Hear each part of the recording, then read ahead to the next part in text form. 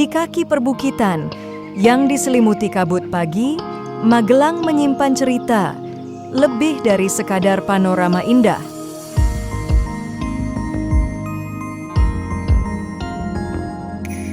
Di sini, di antara sawah membentang dan udara yang sejuk, kearifan tumbuh di setiap langkah.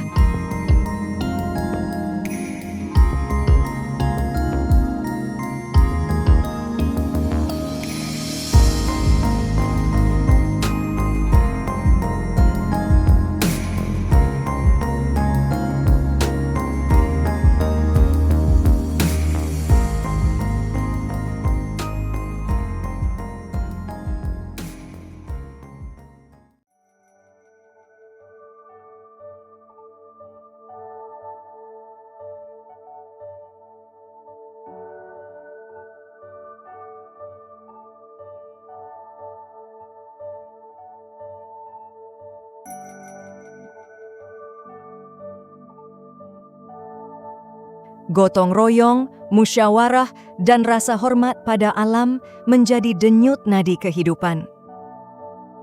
Keterampilan diwariskan bukan hanya untuk hidup, tetapi untuk menjaga jati diri.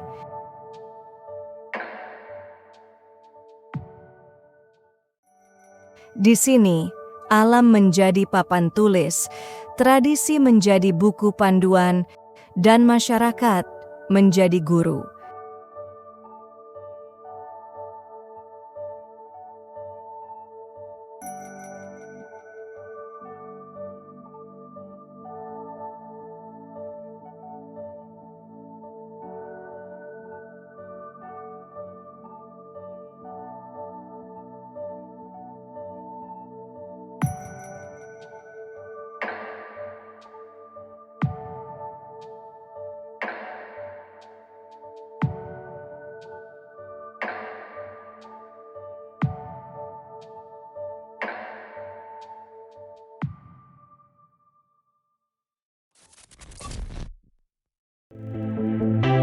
Apalah artinya bonus demografi jika tidak berkualitas? Hasil sensus penduduk pada 2020 menunjukkan lebih dari 70% penduduk Indonesia berusia produktif.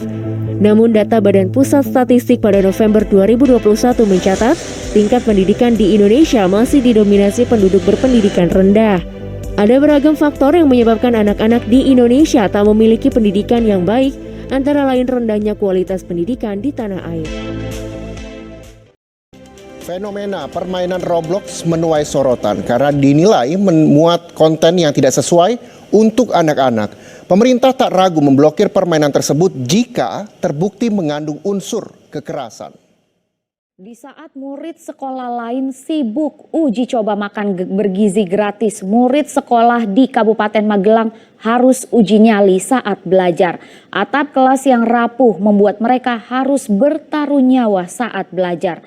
4 ruang kelas yang rusak sejak 2019 tak kunjung Namun, diperbaiki. seperti banyak daerah lain, pendidikan di Magelang juga menghadapi tantangan, keterbatasan sarana, perbedaan kualitas, dan akses yang belum merata menjadi kenyataan. Meski begitu, di balik keterbatasan, selalu ada dedikasi dan semangat yang tak tergantikan.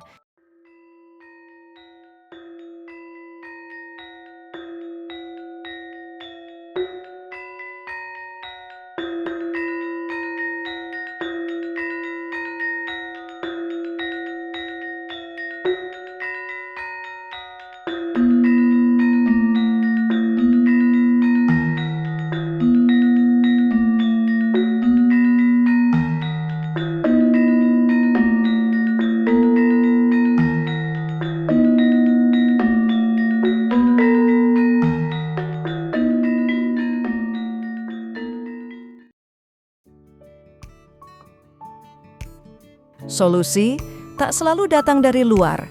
Kreativitas lokal mampu menjawab tantangan. Pembelajaran berbasis budaya memperkuat identitas sekaligus keterampilan masa depan. Inovasi sederhana bisa membawa dampak besar. Pendidikan adalah gerakan bersama, bukan hanya tugas guru atau hanya pemerintah.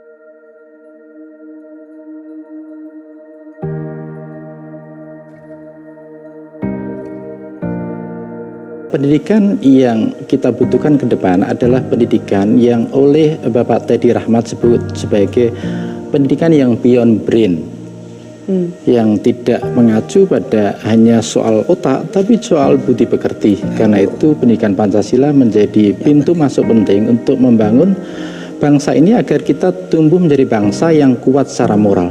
Karena apa? Karena selama ini kita tumbuh menjadi bangsa yang lemah secara moral.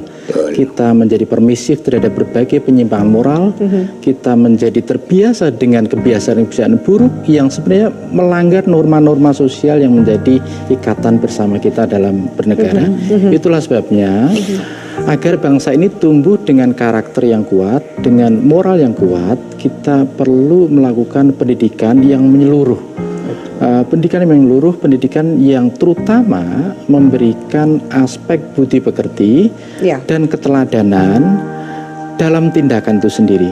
Keteladanan itu bukan hanya dimulai dari siswa, dan terutama dari pemimpin, dari guru, dari community of learning, komunitas pembelajar.